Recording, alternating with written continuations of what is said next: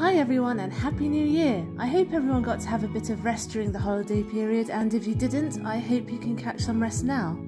I've just got a simple recipe video for you today. My previous plans to do a cook and chat were scuppered when I suffered from a migraine that spanned several days, and I'm still a bit out of it as I'm recording right now, but I plan on talking about that in next week's video. The good news is my broken nail is growing nice and strong and fast too. Look at how much that's grown since last week. Okay, let's get started. First, preheat the oven to 180 degrees.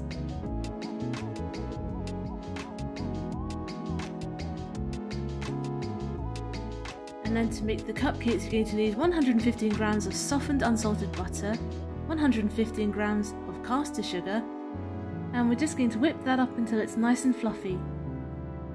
You can just use a wooden spoon for this, you don't have to use an electric mixer, but if you do have one, do use it because it does make it extra light.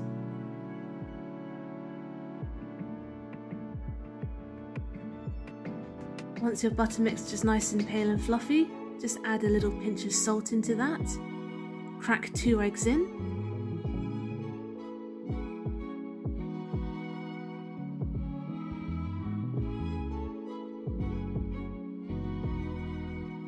And whip it all up again until well combined.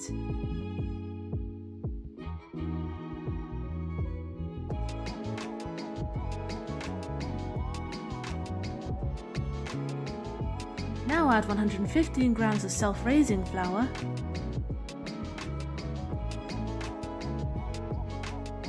one heaped tablespoonful of matcha. I haven't meant to make so many matcha things in a row, by the way, it's completely unintentional. I was just on a major matcha kick. As you can probably tell, I do enjoy it. Now you're going to want to whip it up again, but this time until only just combined. Once you add the flour in, the longer you whip it for, the more flat it will become because you're starting to beat the air out of it. So only whisk until just combined.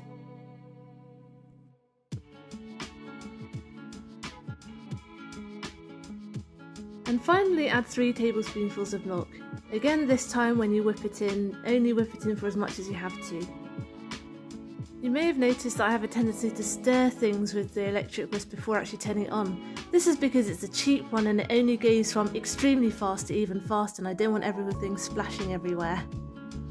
Now it's time to divide the mixture between your cupcake cases. I use an ice cream scoop to make sure each one of them is even.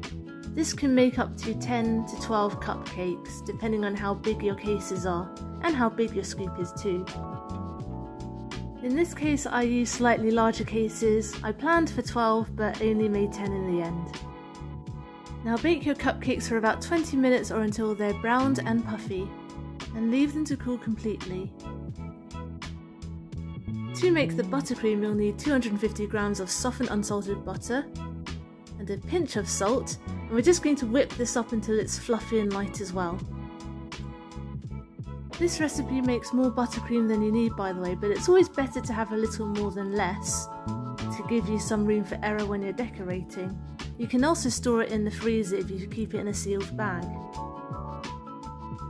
Now whisk in 500 grams of icing sugar, and do it bit by bit because it's going to get really tough with the more that you add.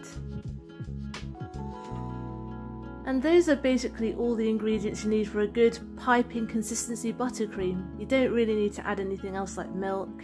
In fact, don't, you then risk getting it too thin and then it makes it harder to pipe.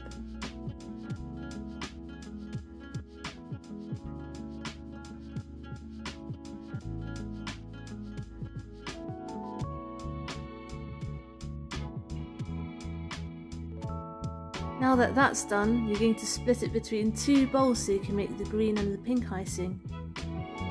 Or any colour you want really. It all depends on what you fancy. Get creative. I recommend gel or paste food colouring though instead of the liquidy stuff you can get from the supermarket. Not only is it much brighter, but the gel consistency will stop your icing from watering down too much. As you can see, I've covered one of the bowls while I work on the other. This is because this butter icing makes a crust when it dries, so I don't want it to dry out before I'm ready to use it.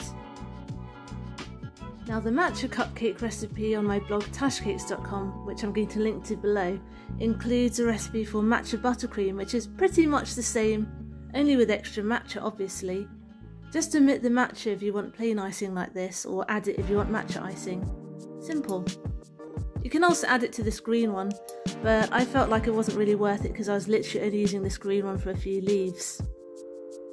And matcha isn't cheap, so I'm always careful about how I use it to make sure I'm doing it justice. Admittedly, this was a much brighter, deeper pink than I wanted. I made the mistake of assuming that both colourings, despite being the same brand, would act the same way, so I added too much. Always start with a bit first. Anyway, now that the cupcakes are cool, it's time for the fun part, which is decorating. Here I've got a petal piping nozzle and a piping nail. And you can see I'm piping up a bit of a cone to make the centre of the rose. Or peony. They look a lot like peonies or carnations to be honest, but you know, if you squint, it could be a rose. Piping a little swirl in the centre of the rose bud. And then to make the petals you have to pipe arc shapes around. Technically you should start with 3, then build up to 5, and then build up odd numbers. But you know, these are just icing flowers, no one really cares. You're not going to be arrested by the plant police. Oof, shaky hands. Sorry that it's a bit blurry by the way, I could not for the life of me get my phone to focus, it was so frustrating. Anyone out there have any tips for focusing the phone camera? Especially when I'm already using both my hands. And to get the rose off, I'm using a pair of chopsticks, some people use scissors, just to pinch the rose off of the nail and place it carefully on the cupcake. And these are easier to do than you think. It's one of those things, the more you do it, the easier it gets. At first they seem a bit fiddly, but then you don't even have to really think about doing it while you're doing it. And you can actually forego the flower nail altogether and pipe the roses directly onto the cupcake, but I find that actually gives it a bit too much buttercream. It's all to do with personal taste really. But yes, it is definitely possible to pipe the roses directly onto the cupcake surface. In one of my earliest videos on YouTube actually I show you how to do this with a completely different piping tip. There are lots of ways to make buttercream flowers. Now you're going to take your green icing, which is now in an icing bag, with a leaf tip and pipe on the leaves. I kind of went a bit too far here. I think this would have been fine with just 2 or 3 leaves. I decided to go all out and surround the roses with leaves. Thought it looked a bit tacky, but you know what?